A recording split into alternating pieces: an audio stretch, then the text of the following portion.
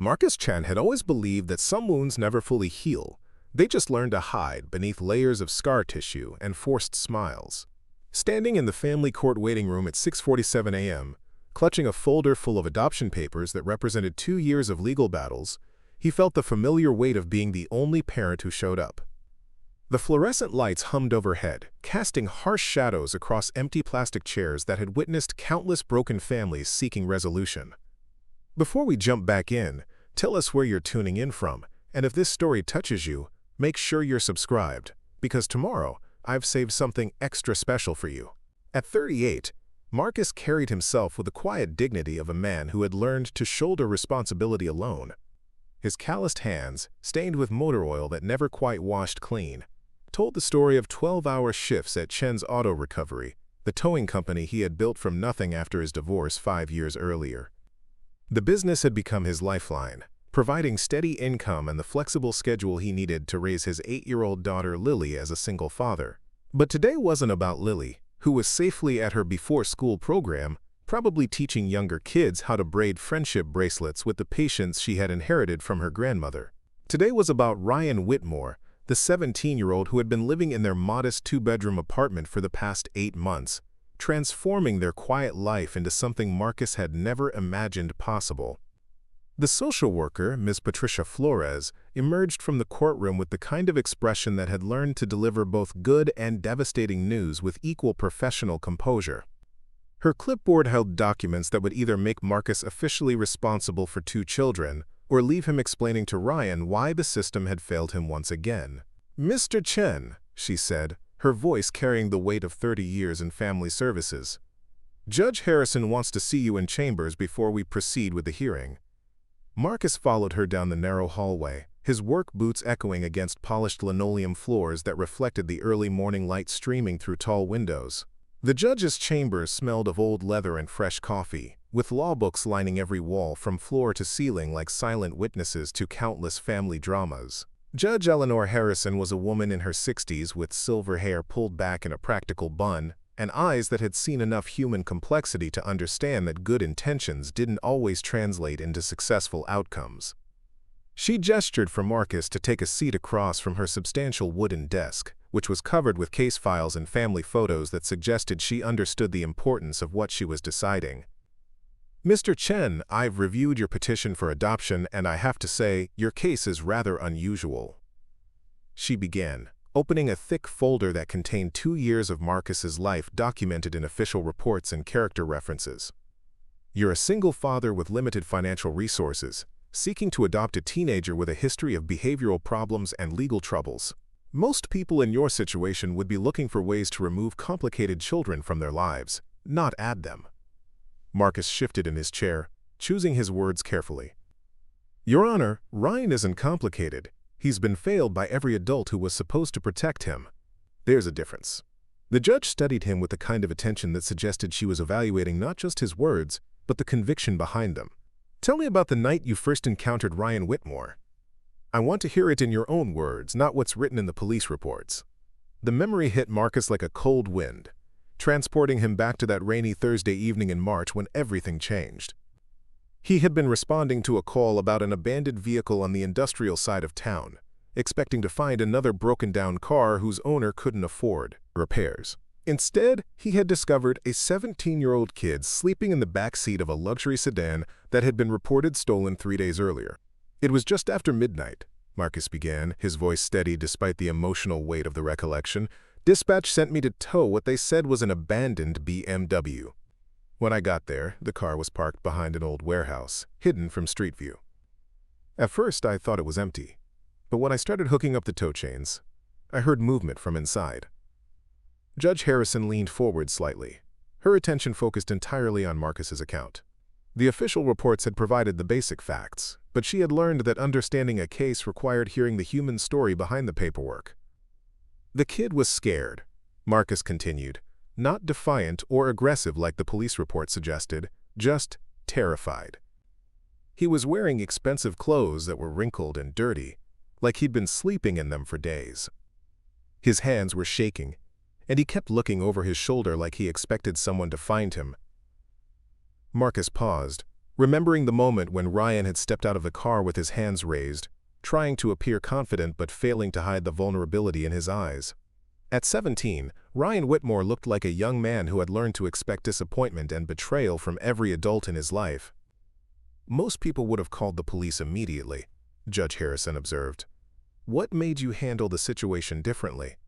"He reminded me of myself at that age," Marcus admitted. "Lost, angry, convinced that nobody cared enough to listen to his side of the story. I asked him if he was hurt, if he needed medical attention, if there was someone he could call. He just stood there in the rain, soaking wet, and said that nobody would come even if he did call." The conversation that had followed would change both their lives forever. Ryan had told him about running away from his latest foster placement, about stealing his biological father's car in a desperate attempt to feel connected to the parent who had never acknowledged his existence, about spending 3 days driving aimlessly while trying to figure out where he belonged in a world that seemed determined to reject him. "I should have called the authorities right away," Marcus acknowledged. "But something about his story reminded me that sometimes the system fails kids who need help the most. Instead, I offered to buy him a meal and listen to whatever he needed to say." That night, in a 24-hour diner that served coffee strong enough to keep long-haul truckers alert and comfort food that tasted like someone's grandmother had been cooking with love for decades, Marcus had learned about Ryan's childhood of neglect, abandonment, and institutional care. Ryan's mother had died when he was 12, leaving him in the custody of state services because his father, CEO Jonathan Whitmore of Whitmore Industries, had never legally acknowledged paternity, despite privately supporting Ryan's mother financially for years. "The boy told you he was the biological son of Jonathan Whitmore?" Judge Harrison asked, making notes in the margin of her legal pad. "He showed me documents," Marcus replied. "Birth certificate, medical records, even photographs of him with his mother at various ages. He also had copies of monthly payments his father had been making to his mother's account, payments that stopped abruptly when she died. He'd been carrying these papers for 5 years, hoping someday they might matter to someone." Judge Harrison had dealt with enough paternity cases to understand the complexities involved when wealthy men father children outside their legal marriages. Jonathan Whitmore's refusal to acknowledge Ryan publicly had condemned the teenager to a childhood of foster homes and institutional care, despite having a biological father worth hundreds of millions of dollars. "What happened after your conversation with Ryan that night?" Marcus had driven Ryan to the police station as legally required, but he had also provided his contact. Preparing and narrating this story took us a lot of time, so if you are enjoying it, subscribe to our channel. It means a lot to us. Now, back to the story. Information and promised to check on the boy's welfare. When Ryan was released to another temporary foster placement 2 days later, Marcus had visited to ensure he was being treated properly. What he discovered was a system overwhelmed by cases in understaffed facilities where children like Ryan were more likely to age out without permanent families than to find the stability they desperately needed. "I started visiting him regularly," Marcus explained. "At first, just to make sure he was okay, but gradually because we seemed to understand each other. Ryan was smart, articulate, and fundamentally decent, despite the circumstances that had shaped his life. He just needed someone to believe in his potential instead of focusing on his mistakes." The foster family caring for Ryan had been well-meaning, but overwhelmed by their caseload. They provided basic necessities, but couldn't offer the individual attention and emotional support that a traumatized teenager required. Ryan was polite and cooperative in their home, but Marcus could see the loneliness and resignation building behind his careful facade. "After about 6 weeks of regular visits, I realized that Ryan was starting to matter to me and to Lily," Marcus continued. "My daughter would ask about him every time I came home from seeing him. She started drawing pictures for me to take to him, and she would save interesting rocks or leaves from our weekend walks because she thought he might like them." Judge Harrison smiled slightly at the mention of Lily's involvement. Children's instinctive responses to people often provided insights that adults missed. And Lily's immediate acceptance of Ryan suggested genuine character recognition rather than manufactured sympathy. "When did you first consider pursuing adoption?" The decision had evolved gradually rather than arriving as a sudden revelation. Marcus had been raised by a single mother who worked 2 jobs to keep their family afloat after his father left when Marcus was 9. He understood the challenges of single parenthood, but he also knew the strength that came from a small family unit committed to supporting each other through difficult times. Ryan aged out of the foster system on his 18th birthday, Marcus said. I went to see him that day, expecting to find him preparing for independent living or college. Instead, I found him sitting on a park bench with everything he owned in a garbage bag, trying to figure out where to sleep that night. The image had haunted Marcus for weeks afterward.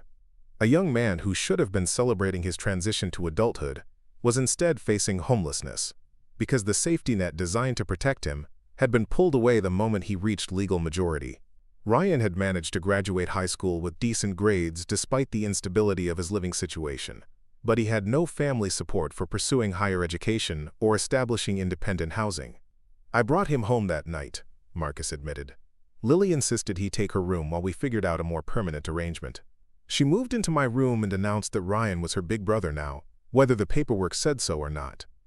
Judge Harrison made additional notes, her expression thoughtful.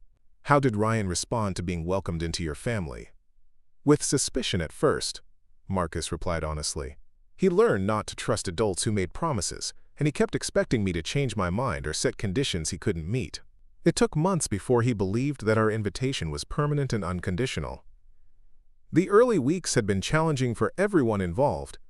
Ryan was grateful but guarded, trying to contribute to household expenses with income from part-time jobs, while maintaining the emotional distance he had learned was necessary for survival. Lily, meanwhile, had embraced her role as little sister with enthusiasm, determined to include Ryan in every family activity and tradition. The breakthrough came when Ryan got sick, Marcus continued. Just a bad flu, nothing serious, but he'd never had anyone take care of him when he was ill. I stayed home from work, made soup, brought him medicine, and sat with him while he slept. When he recovered, he told me it was the first time since his mother died that someone had treated him like family instead of obligation. That conversation had led to deeper discussions about what family meant and whether Ryan would be interested in making their arrangement official through adoption. The legal process had taken nearly 2 years, complicated by the need to terminate parental rights for a biological father who refused to acknowledge the child's existence while also refusing to surrender legal claims that might someday prove financially beneficial. Your Honor, Marcus said, leaning forward slightly, I know this adoption is unusual. I know that most people would question why a single father with limited resources would voluntarily take on the challenges of raising a teenager with Ryan's background. But I've watched this boy transform our family in ways I never expected. He's taught my daughter about resilience and compassion. He's shown me that love doesn't require perfect circumstances, just genuine commitment. Judge Harrison closed the case file and studied Marcus with the kind of attention she reserved for decisions that would affect multiple lives for decades to come. Mr. Chen, I've seen thousands of adoption cases, and I've learned to recognize the difference between people who want to save a child and people who are prepared to love one unconditionally. Your petition suggests you understand that difference. I do, Your Honor. Ryan doesn't need saving. He needs belonging.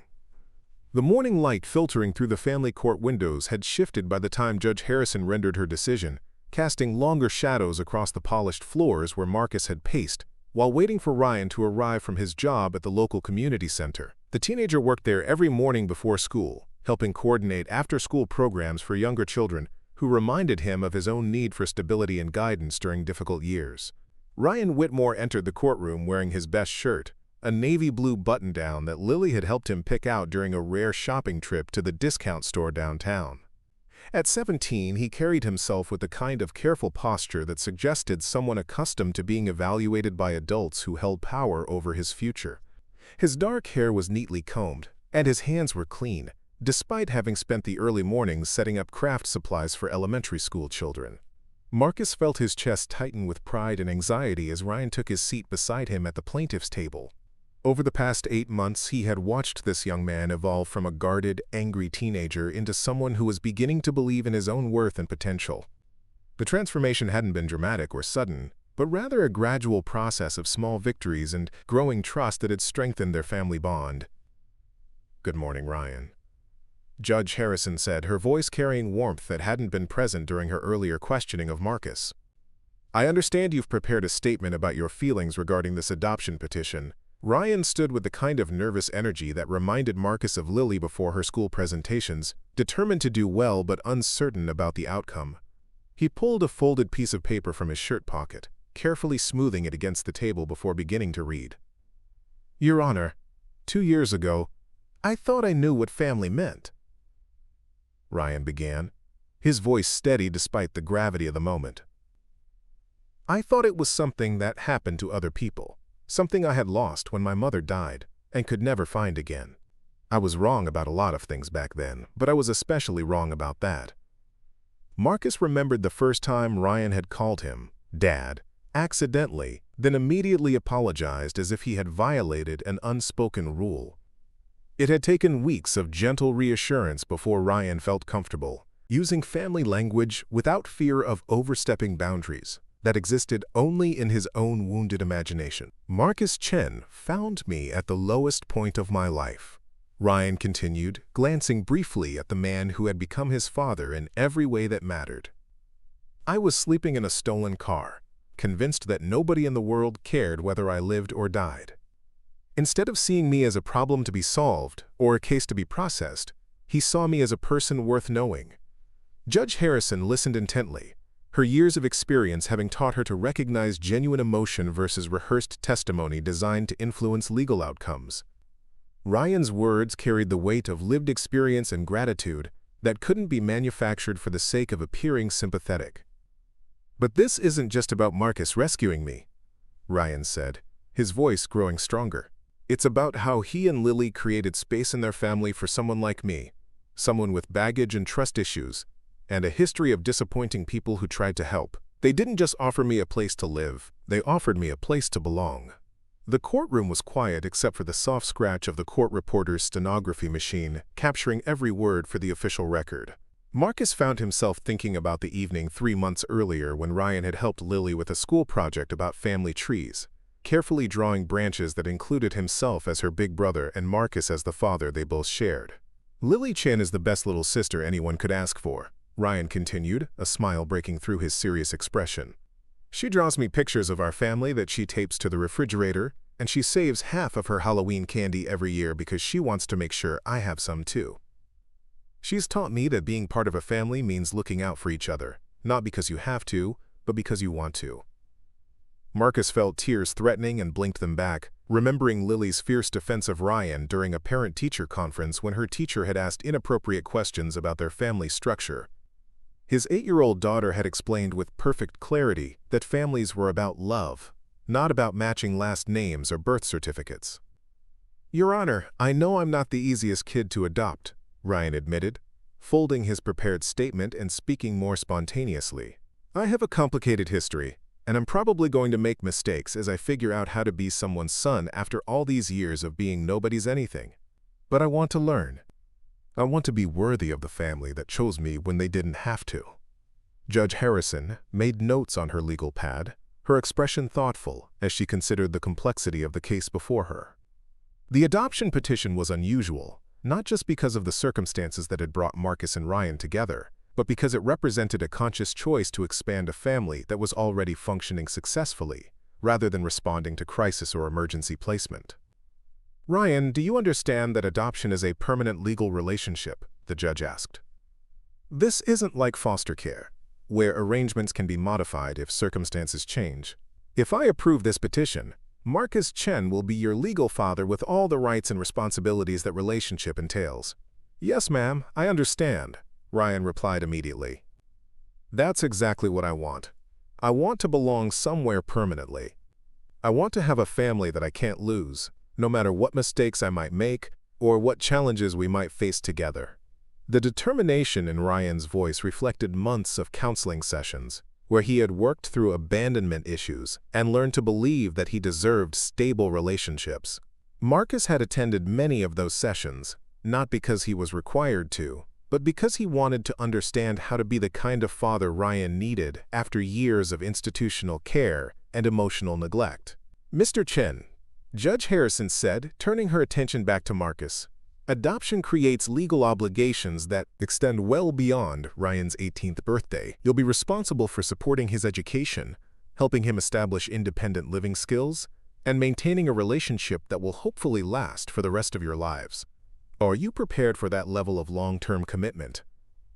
More than prepared, Your Honor, Marcus replied without hesitation. Ryan has been my son in every way that matters for months now. Making it legal just acknowledges what our family already knows to be true. Judge Harrison reviewed the documents before her one final time, considering the social worker reports, psychological evaluations, and character references that painted a picture of an unusual but successful family unit.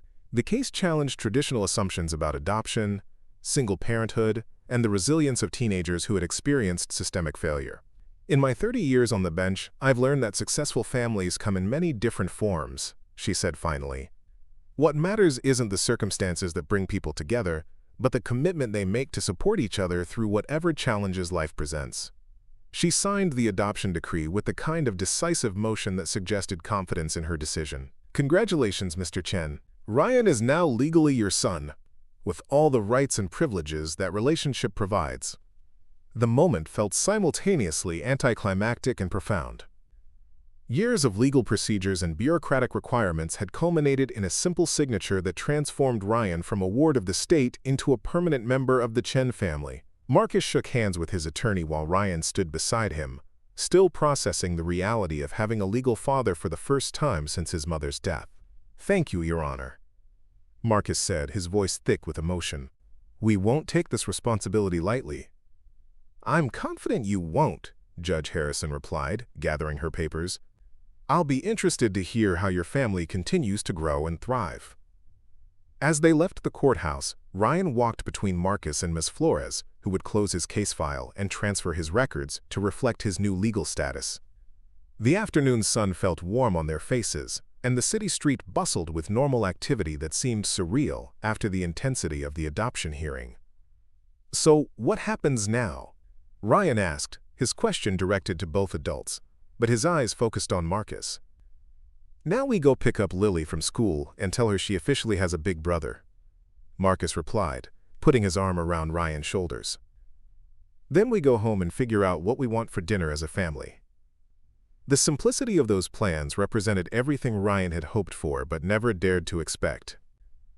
No more caseworkers, no more temporary placements, no more uncertainty about where he would sleep or whether the adults in his life would still be there tomorrow. Just the ordinary challenges and joys of being someone's son and someone's brother. They drove to Lily's elementary school in Marcus's work truck, the same vehicle he had been driving the night he first encountered Ryan sleeping in the stolen BMW. The truck smelled like motor oil and pine air freshener, with Lily's car seat secured behind the driver's seat, and Ryan's school backpack wedged between cushions that had absorbed years of family conversations and shared experiences. Dad? Ryan said suddenly, testing the word that was now legally accurate as well as emotionally true. I know I haven't always been easy to live with, and I know I still have things to work on. But I want you to know that being part of this family has changed everything for me. Marcus glanced at his son in the rear-view mirror, seeing not the scared teenager who had emerged from a stolen car 8 months earlier, but a young man who was beginning to understand his own worth and potential. The transformation had been gradual and sometimes difficult, requiring patience from everyone involved and professional support to address years of trauma and abandonment. Ryan, you didn't just join our family, Marcus said, pulling into the school parking lot where other parents were arriving to collect their children. You helped create it. Lily and I were doing fine before you came along, but we're better together. We're stronger as a family of 3 than we ever were as a family of 2. The afternoon pickup routine at Lincoln Elementary was organized chaos, with children streaming from classrooms to find their designated adults while teachers supervised the controlled mayhem with practiced expertise. Marcus and Ryan joined the crowd of parents, grandparents, and older siblings who gathered every day to transport young learners from school to home. Lily spotted them immediately, her face breaking into the kind of radiant smile that suggested Christmas morning and birthday parties rolled into a single moment. She ran toward them with her backpack bouncing and her arms already extended for the group hug that had become their standard greeting ritual. Did the judge say yes? She asked breathlessly, throwing her arms around both Marcus and Ryan simultaneously. Is Ryan officially my brother now? Officially and permanently, Marcus confirmed, lifting her off the ground in a hug that included all three family members. "Ryan is legally my son and your brother, which means we're all stuck with each other forever." Lily's cheer of excitement drew attention from other families, several of whom had learned about their adoption journey through school events and community connections. The Chen family had become somewhat well-known in their neighborhood, not because their situation was gossip-worthy, but because their story represented hope and possibility in a world that often seemed divided and contentious. "Can we celebrate with ice cream?" Lily asked, her priorities clearly focused on marking the occasion with appropriate ceremony. "And can Ryan pick the flavor since it's his special day?" "Ice cream sounds perfect," Ryan agreed, still adjusting to the reality that his preferences and desires now mattered to people who loved him. "But you should pick the flavor, Lily. You've been the best sister anyone could ask for, even before it was official." They drove to the local ice cream shop, a family-owned business that served generous portions and welcomed children with patience and genuine warmth. The afternoon celebration felt both ordinary and extraordinary, marking a legal milestone with the kind of simple pleasure that would become a cherished family memory. As they sat at a picnic table outside the shop sharing sundaes and watching Lily attempt to eat more whipped cream than ice cream, Marcus reflected on the journey that had brought them to this moment. 2 years earlier, he had been focused primarily on providing stability for his daughter, while building his towing business into something that could support their modest lifestyle. The decision to welcome Ryan into their family had challenged Marcus's assumptions about his own capacity for love and responsibility. Single parenthood was already demanding, requiring constant balance between work obligations and family needs. Adding a teenager with complex emotional needs and a traumatic history had seemed overwhelming when considered rationally. But love rarely operated according to rational calculations. Ryan had needed a family, and Marcus and Lily had needed the purpose and joy that came from expanding their circle of care. The adoption had required sacrifice, patience, and professional support, but it had also provided rewards that exceeded anything Marcus had imagined possible. "Dad," Lily said, ice cream coating her chin, "now that Ryan is officially my brother, can we get a bigger apartment so he can have his own room?"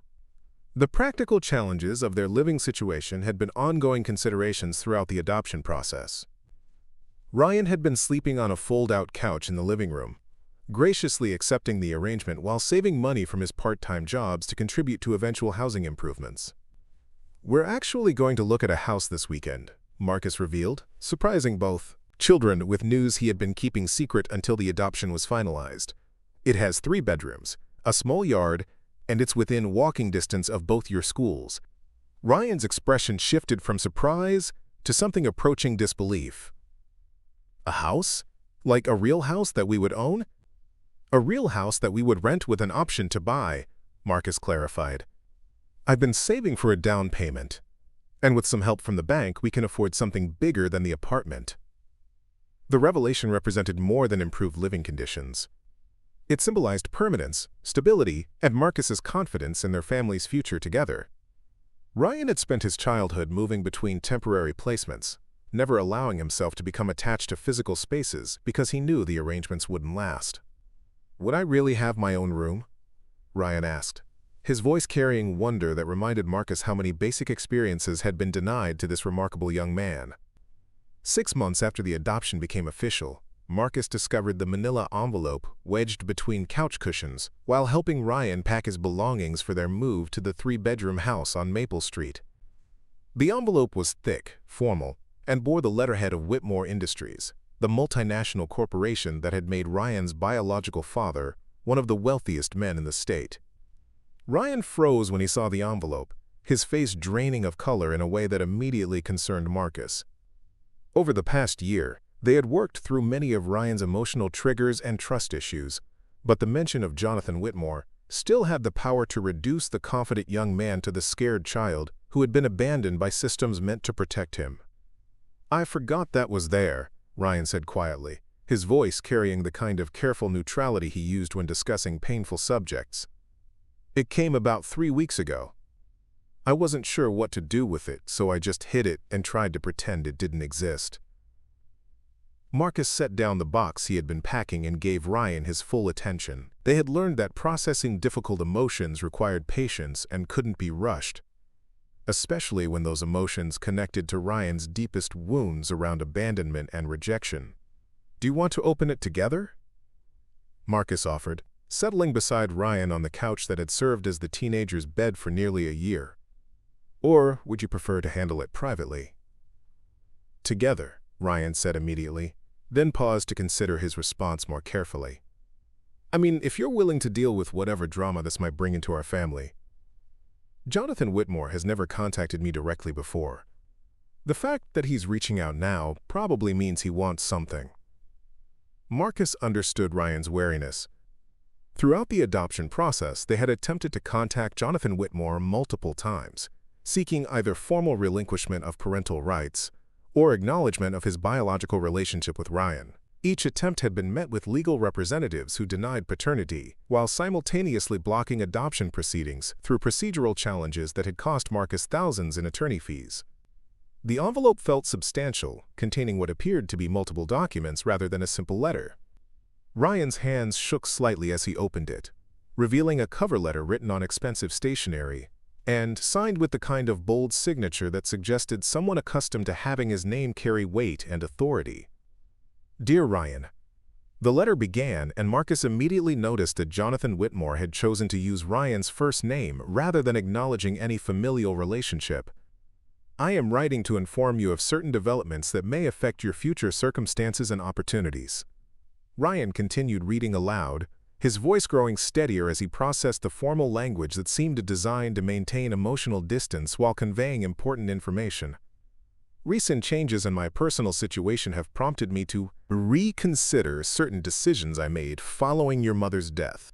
After consultation with my attorneys and financial advisors, I have concluded that it would be appropriate to offer you opportunities that reflect your biological relationship to me." The letter went on to detail a comprehensive package that included full college tuition to any university Ryan could gain admission to, a trust fund that would provide substantial income beginning on his 21st birthday, and the possibility of employment within Whitmore Industries upon completion of his education. The terms were generous to the point of being overwhelming, representing financial security beyond anything Ryan had ever imagined possible. "He's offering me everything I used to dream about when I was younger," Ryan said, setting the letter aside to examine the additional documents that outlined specific dollar amounts and legal structures. "Full ride to college, more money than I could spend in a lifetime, connections that could guarantee career success in whatever field I choose."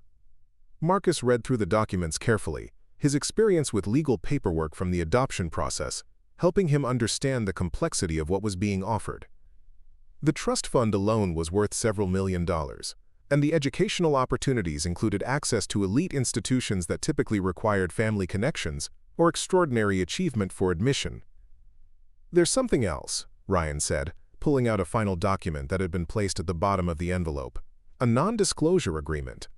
If I accept any of these benefits, I legally promise never to publicly acknowledge Jonathan Whitmore as my biological father, or discuss our relationship with media, business associates, or anyone who might use the information to damage his reputation."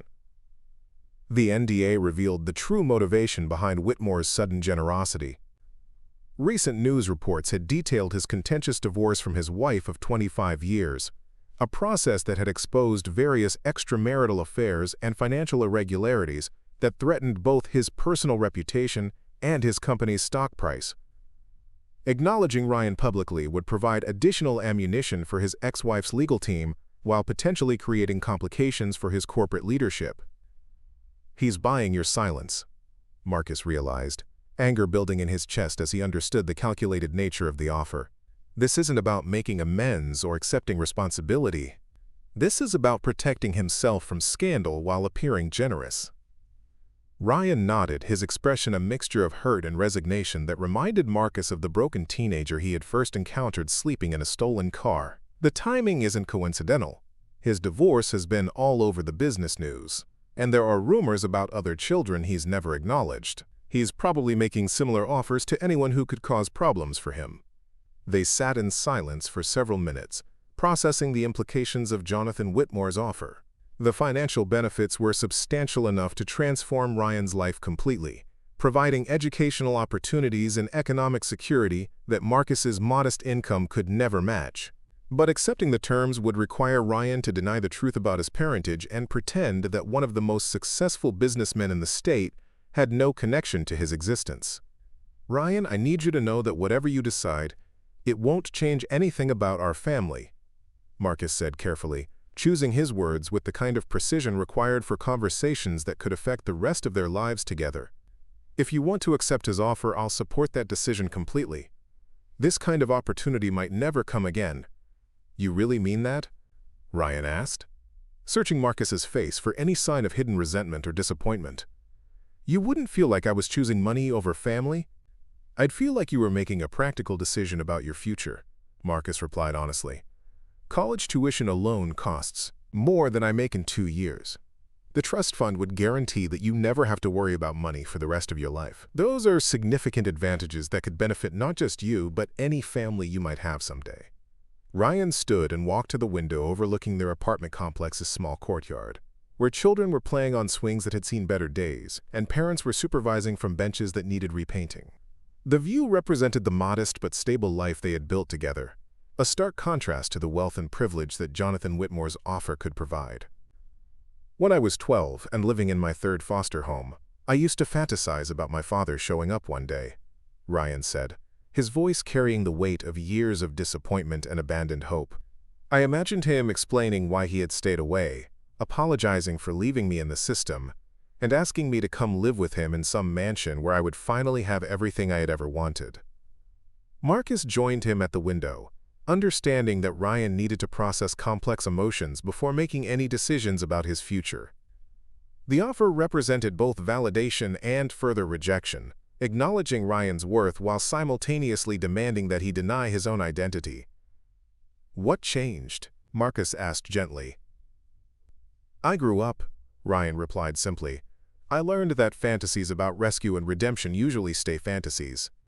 I learned that the adults who actually show up and do the work of loving you are more valuable than the ones who send money from a distance." The conversation was interrupted by Lily's arrival from her after-school program, her backpack full of homework, and her pockets full of interesting stones she had collected during outdoor playtime. At 9 years old, she had developed sophisticated emotional intelligence that allowed her to sense tension, even when adults tried to shield her from complicated situations. "Why does everyone look so serious?" she asked, settling her backpack carefully by the door and washing her hands with a thoroughness that Marcus had taught her was important for staying healthy. "Did something bad happen?" Ryan and Marcus exchanged glances, silently communicating about how much information was appropriate to share with Lily. They had committed to honesty in their family relationships, but they also wanted to protect her from adult complexities that she wasn't emotionally equipped to process. Ryan received a letter from his biological father, Marcus explained carefully. It contained some offers that we're discussing as a family. Lily's expression grew thoughtful as she processed this information. She knew the basic facts about Ryan's background, and had occasionally asked questions about why his first father hadn't been part of his life. Her understanding was simple but accurate. Some adults made bad choices that hurt children, and those children deserved better families who would make good choices instead. "What kind of offers?" she asked, settling beside Ryan on the couch with the kind of casual intimacy that demonstrated how completely she had accepted him as her brother. Ryan showed her the letter, reading the relevant sections aloud and explaining the financial terms in language she could understand. Lily listened intently, asking clarifying questions about college costs and trust funds that revealed her growing awareness of economic realities despite her young age. "So he wants to give you lots of money, but only if you promise never to tell anyone he's your first dad?" She summarized, her tone suggesting she had identified the fundamental problem with the arrangement. "That's right," Ryan confirmed. "He wants to help me financially, but he doesn't want anyone to know we're related." Lily considered this information with the kind of serious attention she usually reserved for difficult math problems or complicated craft projects. Her response, when it came, carried the moral clarity that children often brought to situations that adults had made unnecessarily complex. "That's not how families work," she said definitively. "Families don't hide from each other or pretend they're not related. If he was really sorry about leaving you alone, He would want everyone to know you're his son, because he would be proud of you. Her simple assessment cut directly to the heart of what bothered Ryan about Jonathan Whitmore's offer. The money was appealing, but it came with conditions that required him to continue hiding his identity and accepting a relationship based on shame rather than acknowledgement. But the money could pay for Ryan's college, Marcus pointed out gently, wanting to ensure that Lily understood the practical implications of whatever decision Ryan made. It could help him have opportunities that our family can't afford to provide. We'll figure out college, Lily said, with the kind of confidence that suggested she had already considered this challenge and found it manageable. Ryan is really smart, and you work really hard, and I'm going to get a job when I'm old enough. Families help each other with important things. Her faith in their family's ability to overcome financial obstacles was both touching and realistic. Over the past year, they had successfully navigated various challenges through cooperation, creativity, and mutual support. College funding would be more complex than previous problems they had solved together, but it wasn't insurmountable with proper planning and perhaps some student loan assistance. Lily makes a good point, Ryan said, pulling his sister closer for a hug that included Marcus as well. We've managed everything else together. Maybe we can manage college costs too, especially if I qualify for academic scholarships and work-study programs. Marcus felt pride mixed with concern as he watched his children support each other through this decision. Their instincts were admirable, but he also understood financial realities that they were too young to fully comprehend. Ryan's grades were excellent, but academic scholarships rarely covered full expenses at quality universities. Work-study programs helped with living costs but couldn't address the fundamental expense of higher education. Let's take some time to research all our options before making any final decisions, Marcus suggested. We can meet with guidance counselors about scholarship opportunities, talk to the financial aid office at some colleges, and get a realistic picture of what Ryan's education might cost with and without Jonathan Whitmore's assistance. They spent the evening researching college costs and financial aid opportunities, using Marcus's laptop to explore websites for universities that offered strong programs in fields that interested Ryan. The numbers were sobering even at state schools, and private institutions required financial resources that seemed impossible for a family living on a towing company owner's income. "Dad, I need to ask you something, and I need you to be completely honest," Ryan said as they prepared for bed that night. "If I turn down this offer, will you resent having to help pay for my education? Will you ever wish I had chosen the easier path?" The question revealed depths of insecurity that Ryan still carried, despite months of family stability and unconditional acceptance. His years in foster care had taught him that adult support often came with hidden conditions, and that even well-meaning people could become resentful when providing care became expensive or inconvenient. "Ryan, I became your father knowing exactly what that responsibility would include," Marcus replied firmly. "College expenses, medical costs, family emergencies, all the challenges that come with raising a child to successful adulthood. I didn't adopt you conditionally, with escape clauses if things got difficult or expensive. But this amount of money could change our whole family's life," Ryan insisted. "Lily could go to any college she wants. You could expand your business, buy the house instead of renting it, have financial security for the first time since your divorce. I don't have the right to make decisions that affect everyone's future." Marcus sat on the edge of Ryan's fold-out couch, understanding that this conversation was about more than college funding. It was about Ryan's ongoing struggle to believe that he deserved love and support, without having to earn or justify his place in the family through perfect behavior or financial contribution. "Son, do you remember what I told you the day the adoption became final?" Marcus asked. "I said you didn't just join our family, you helped create it. That means your values and your choices help define who we are as a family." Ryan nodded, remembering the conversation outside Lily's school, when they had celebrated with ice cream and shared dreams about their future together.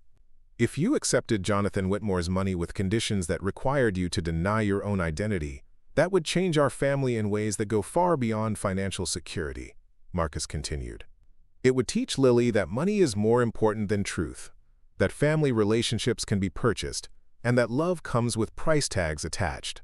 The insight helped Ryan understand why the offer felt wrong despite its obvious practical advantages. Accepting Jonathan Whitmore's terms would undermine everything their family had built together, replacing authentic relationships with transactional arrangements that prioritized financial benefit over emotional integrity. There's something else to consider, Marcus added. Jonathan Whitmore's offer comes with no guarantee that he'll honor his commitments long-term. The same man who abandoned you as a child and denied your existence for years is now making promises about future support. What happens if his financial situation changes, or if supporting you becomes inconvenient? Or if his new wife objects to his illegitimate children receiving family resources? Ryan hadn't considered the possibility that Jonathan Whitmore might withdraw his support once the immediate crisis of his divorce proceedings was resolved. Men who made decisions based on self-interest and public relations concerns weren't likely to maintain commitments that no longer served their purposes. "You think he might change his mind later?" Ryan asked. "I think he's making this offer because it serves his current needs," Marcus replied honestly. "When his needs change, his level of generosity might change too. The only relationship you can count on long-term is the one you build with people who love you unconditionally." They were interrupted by Lily appearing in the living room doorway, wearing her favorite pajamas and carrying the stuffed elephant she had received for her 8th birthday. She had obviously been listening to their conversation from her bedroom, and her expression suggested she had something important to contribute. "I had a bad dream," she announced, though her tone indicated that the dream was less important than her need to join the family discussion. "I dreamed that Ryan went to live with his first dad in a big house, and we didn't see him anymore except sometimes on holidays when he felt sorry for us." The dream revealed Lily's underlying fear that Jonathan Whitmore's offer might split their family apart, taking Ryan away from the people who had learned to love him completely. Her concern was valid given the dynamics that wealth could create within families, especially when some members had access to resources that others lacked. "That's not going to happen," Ryan assured her, making space for her to sit between him and Marcus on the couch. "Even if I decided to accept some of Jonathan Whitmore's offer, I would never leave this family. You and Dad are my real family now. Promise?" Lily asked, settling against Ryan's side with the kind of trust that reminded both men of the responsibility they shared for her emotional security. "I promise," Ryan said firmly. "Besides, I've been thinking about what you said earlier, about families not hiding from each other. If Jonathan Whitmore was really proud to be my father, he wouldn't need me to sign papers promising never to tell anyone about our relationship." Lily nodded approvingly, satisfied that Ryan understood the fundamental principle that was guiding her thinking about the situation. In her 9-year-old worldview, love and pride went together naturally, and people who truly cared about their family members wanted to celebrate those relationships publicly rather than concealing them. "So what are you going to do?" she asked. Ryan looked at Marcus, then back at Lily, understanding that his decision would affect all three of them for years to come. The choice wasn't just about money or college expenses. It was about the kind of man he wanted to become and the values he wanted to demonstrate through his actions. "I'm going to write him a letter," Ryan decided. "I'm going to thank him for his offer, but explain why I can't accept it. I'm going to tell him that I already have a father who chose me without conditions, and a family that loves me exactly as I am." Marcus felt a surge of pride that had nothing to do with Ryan's decision to refuse Jonathan Whitmore's money, and everything to do with the mature reasoning and strong character the young man was demonstrating. Over the past year, he had watched Ryan develop from a guarded, angry teenager into someone who understood his own worth and could make difficult decisions based on principles rather than immediate gratification. "I'm proud of you," Marcus said simply. "Whatever challenges we face paying for college or anything else, we'll face them together as a family." They spent the next week researching practical alternatives to Jonathan Whitmore's offer, meeting with high school guidance counselors who provided information about merit-based scholarships, need-based financial aid, and work-study opportunities that could make higher education affordable, even for families with limited resources. The research revealed that Ryan's excellent grades, community service record, and unique personal story made him a competitive candidate for various scholarship programs. His work at the community center had provided leadership experience and references from professional staff who could speak to his character and potential. The adoption story, ironically, might actually help with admission essays and scholarship applications that valued overcoming adversity and demonstrating resilience. "Look at this program," Lily said, reading over Marcus's shoulder from a scholarship website they were exploring together. "It says they give full tuition to students who have been in foster care and show academic excellence. Ryan qualifies for that, right?" The foster care scholarship program was indeed available to Ryan, along with several other need-based and merit-based opportunities that could significantly reduce college costs. Combined with federal financial aid, work-study income, and modest family contributions, higher education appeared achievable without compromising their family's values or accepting money with strings attached. Ryan wrote his response to Jonathan Whitmore over several evenings, drafting and revising the letter until it expressed exactly what he wanted to communicate. The final version was respectful but firm, thanking his biological father for the generous offer while explaining why he couldn't accept terms that required him to deny his identity. "I have learned that real family relationships are built on acceptance and pride, not secrecy and shame," Ryan wrote in the letter's conclusion. "I already have a father who chose to love me unconditionally, and I don't need financial compensation for the relationship we lost. I wish you well in your future endeavors, but I won't be accepting your offer." The letter was mailed on a Tuesday morning, and Jonathan Whitmore's response came exactly 1 week later, in the form of a single sentence typed on corporate letterhead: "Your decision is noted and final." The brevity of the response confirmed everything Ryan had suspected about his biological father's motivations and character.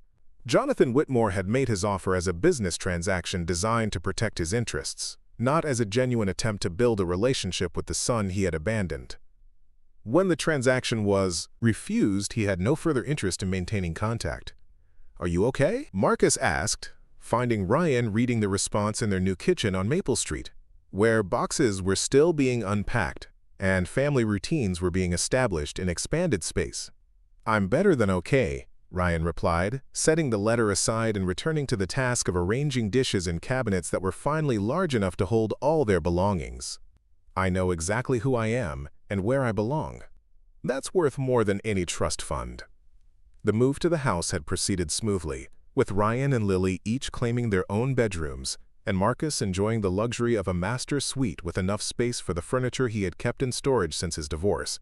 The additional space had transformed their daily routines, providing privacy when needed and gathering areas that could accommodate their growing social circle. Ryan's room had been decorated with posters of colleges he was considering, a desk for homework that didn't need to be cleared for meals, and shelves for books that reflected his interests in engineering and community development. Lily's room showcased her rock collection, artwork, and a reading corner where she could pursue her love of fantasy novels without interruption. "Dad, can we invite some friends over this weekend?" Lily asked, appearing in the kitchen with the kind of excited energy that suggested she had been planning this request carefully.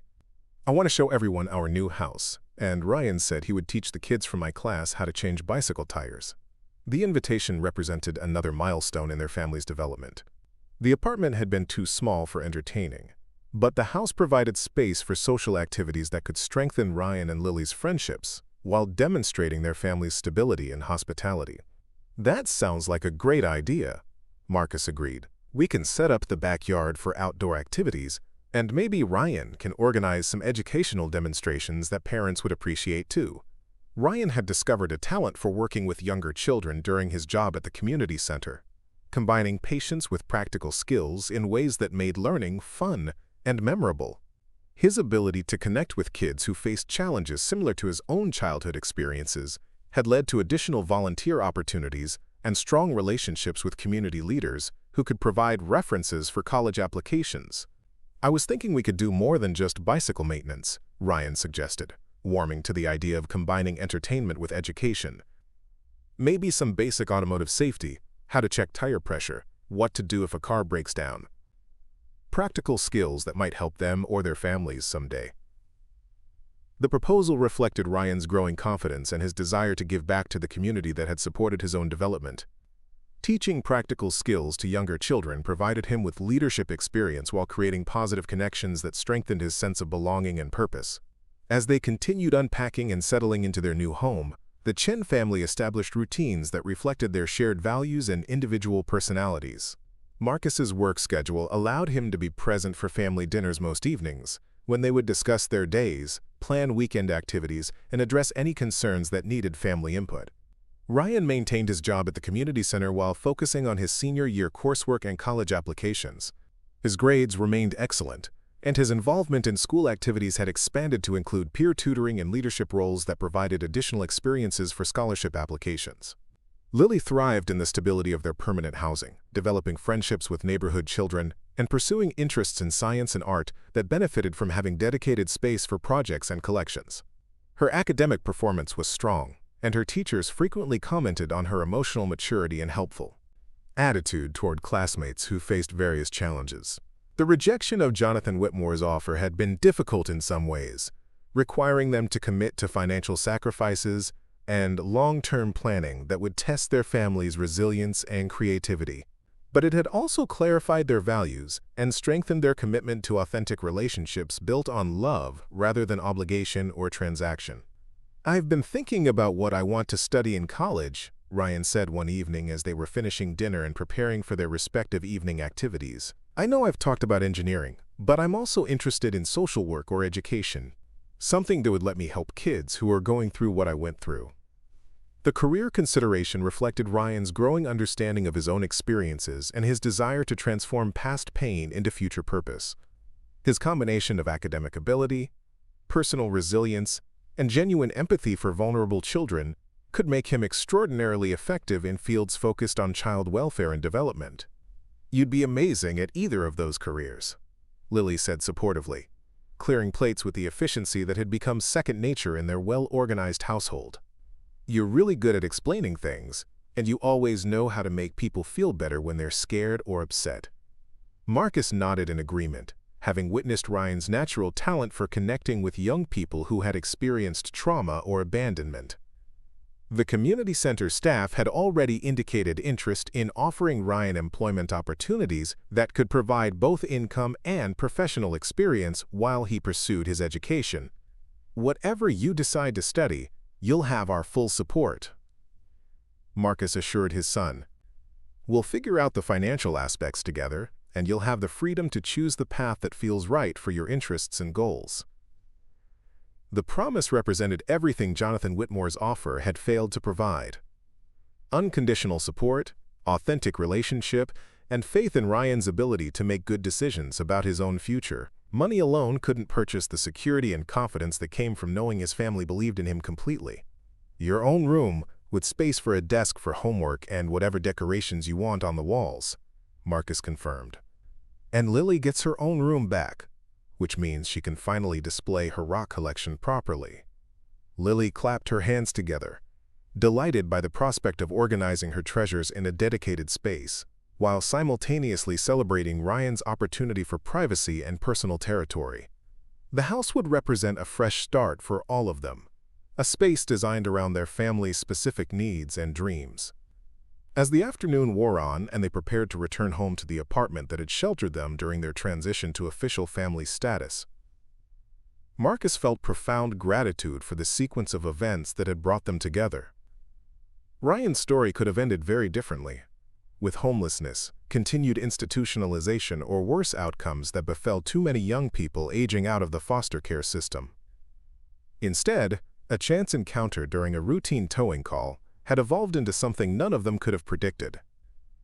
A broken family had indeed become stronger than ever, not through denying past wounds, but through choosing to heal and grow together.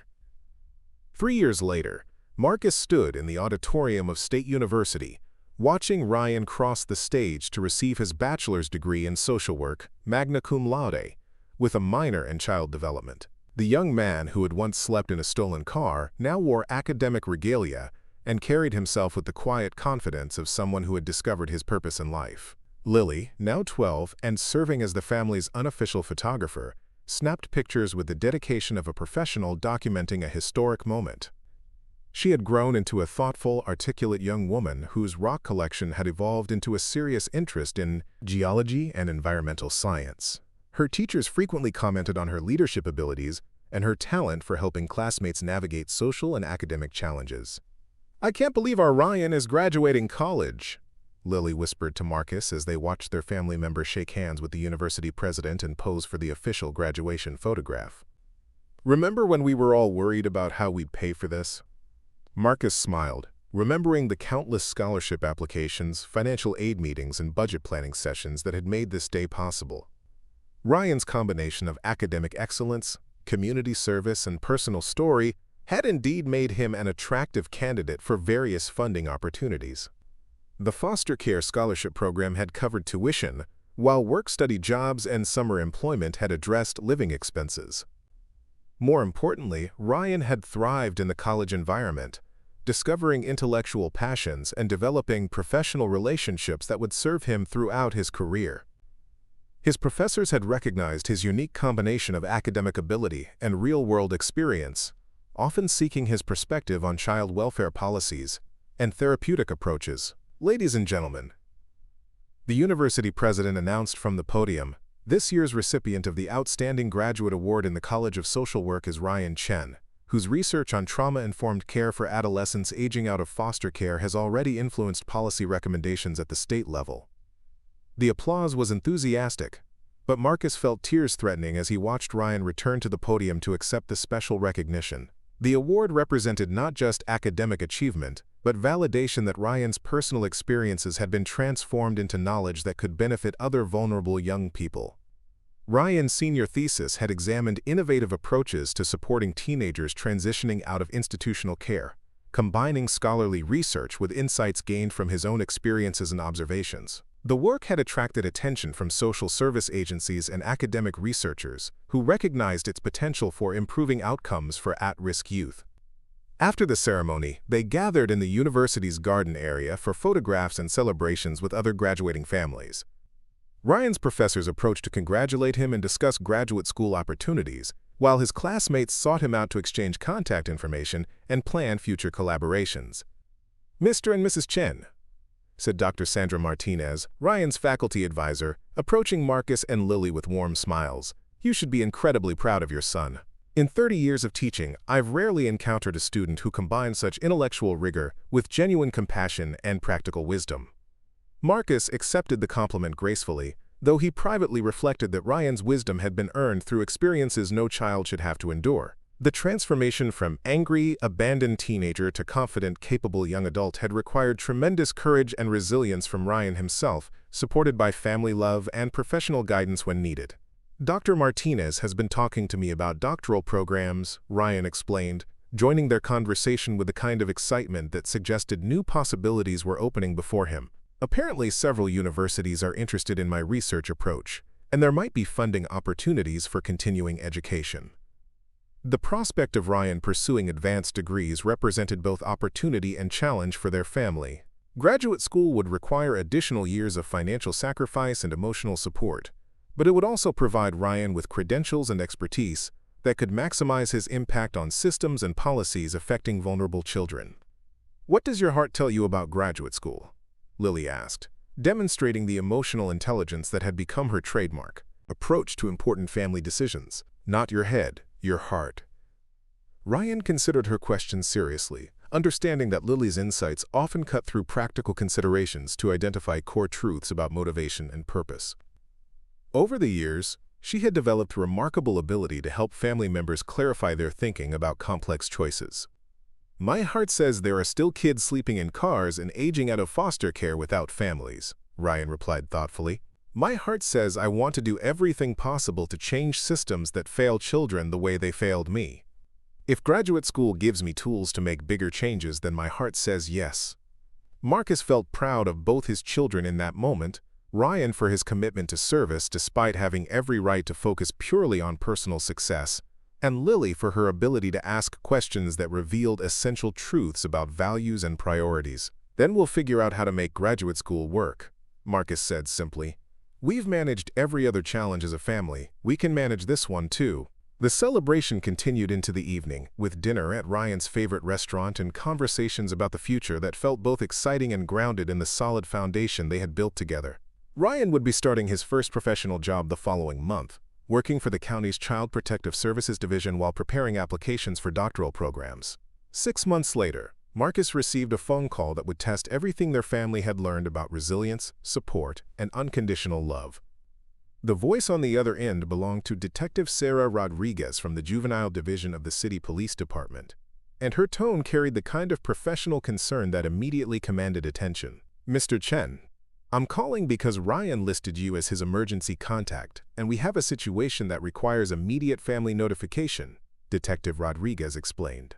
Ryan is currently at City General Hospital receiving medical attention following an incident during a home visit. Marcus's blood turned cold as he processed the information.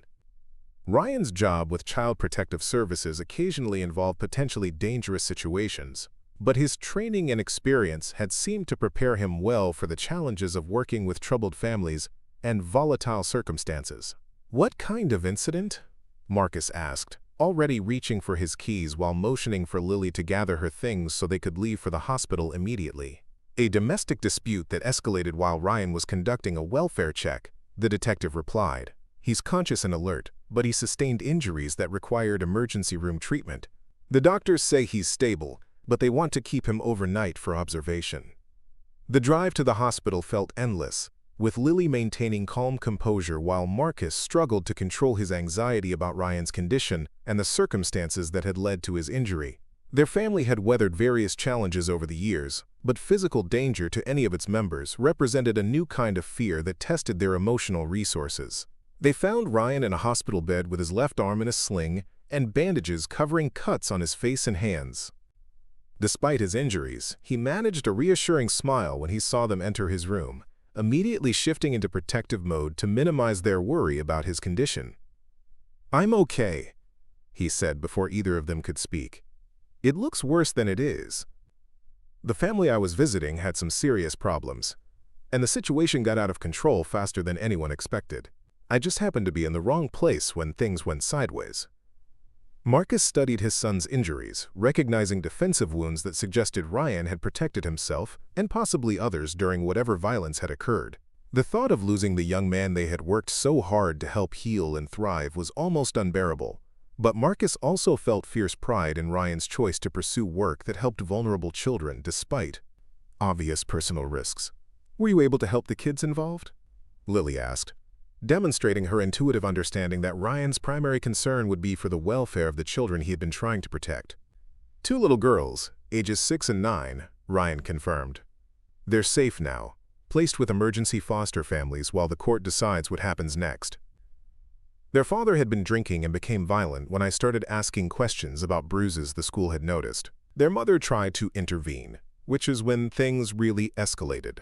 Quote, "The situation represented exactly the kind of family crisis that Ryan's professional training had prepared him to handle, but no amount of education could completely eliminate the dangers inherent in child protection work. Families in crisis sometimes responded to intervention with violence, especially when substance abuse or mental illness complicated already difficult circumstances. The girls reminded me of myself at that age," Ryan continued, his voice carrying the weight of personal memory and professional responsibility.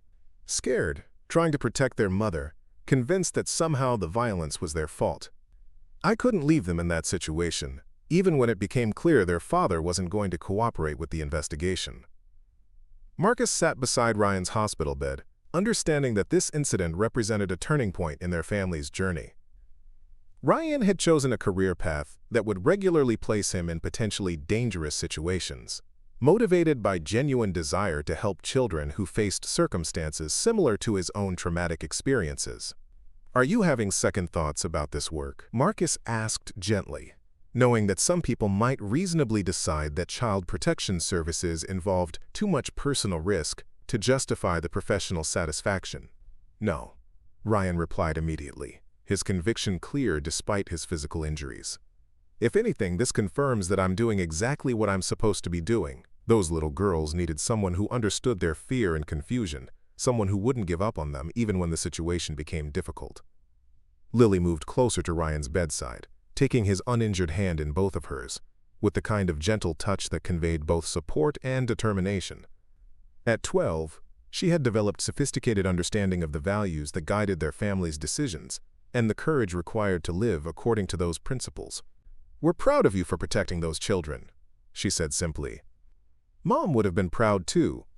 You turned your hurt into help for other people, just like you always said you wanted to do." The mention of Sarah brought unexpected emotion to all three family members. Ryan had never met Marcus's first wife, but he had absorbed family stories and values that connected him to her memory and legacy. Sarah's influence on their family continued through the compassion and service that had become central to their shared identity. Ryan's recovery proceeded smoothly, and he returned to work within 2 weeks with renewed commitment to his professional goals. The incident had attracted attention from his supervisors, who recognized his dedication and effectiveness under pressure. Within 6 months, he had been promoted to a specialist position, focusing on cases involving adolescents aging out of foster care. The promotion came with increased responsibilities and higher salary that allowed Ryan to contribute more substantially to their family's financial stability while pursuing graduate school applications. His combination of practical experience and academic preparation made him an attractive candidate for several doctoral programs, with funding opportunities that would support advanced education without compromising family resources. "I've been accepted to the doctoral program at the State University," Ryan announced one evening as they gathered for their traditional family dinner. Full funding, research assistantship, and the opportunity to continue working part-time with the county while completing coursework. The acceptance represented the culmination of years of hard work and careful planning, but it also marked the beginning of a new phase in Ryan's professional development. Doctoral studies would require intense focus and time management, balancing academic demands with practical work experience and family responsibilities. "That's incredible news," Marcus said, feeling genuine excitement about Ryan's opportunities mixed with awareness that advanced education would bring new challenges for their family system. "How do you feel about managing graduate school alongside your job responsibilities?" "Excited and terrified in equal measure," Ryan admitted honestly. "But I keep thinking about those 2 little girls from the hospital incident and all the other kids I've worked with who deserve better outcomes than the system currently provides. If doctoral study gives me tools to influence policy and practice at higher levels, then the sacrifice of time and energy seems worthwhile."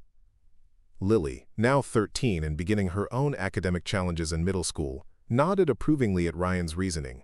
She had inherited both parents' strong work ethic and Ryan's commitment to service, often volunteering for community projects and helping younger students with academic and social difficulties.